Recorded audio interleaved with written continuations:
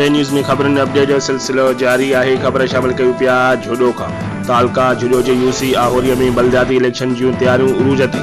PPA तरफ़ां chairman लाइ नियाज़ मोहम्मद कोलाची ऐं वाइस चेयरमैन गुलज़ार नामज़द कयो वियो। साम्हूं आज़ाद उम्मीदवार लाइ चेयरमैन लाइ सामतो कोहली ऐं वाइस चेयरमैन लाइ गुलाब राही बीठल। वधीक तफ़सील वठंदासीं। असां सां टेलीफोन लाइन ते मौजूदु आहे अब्दुल गफूर कोलाची। जी अब्दुल गफूर कोलाची, छा तफ़सील आहे? तालका जूडो यूसी आउरी में बलदियाती इलेक्शन जी दंगल शुरू आहे।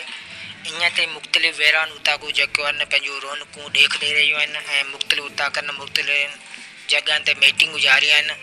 जीअं त आज़ाद उम्मीदवार जी सीट काफ़ी दोस्त बीठा हुआ जेके कुझु पीपी जे हक़ में हथु खणी विया आहिनि ऐं पीपी जे तरफ़ां चेयरमैन रईस नियाज़ मोहम्मद ऐं वाइस चेयरमैन गुलज़ार ओटके रखियो वियो आहे ऐं जेको साम्हूं अक़लियत जे हिसाब सां ऐं आज़ाद बैनर ते बीठल चेयरमैन सामतो कोहली ऐं वाइस चेयरमैन गुलाब राही जेको अञा ताईं पीपी जे हक़ में हथु नाहे खयो ऐं उन जे राज़पे करण लाइ मुख़्तलिफ़ वोटरनि मुख़्तलिफ़ सलाहनि मशवरनि सां जेको आहे मीटिंगूं जारी आहिनि ऐं ॾिसणु इहो खपे त केतिरनि ॾींहंनि में हथु खयो था वञनि या इलेक्शन थींदी।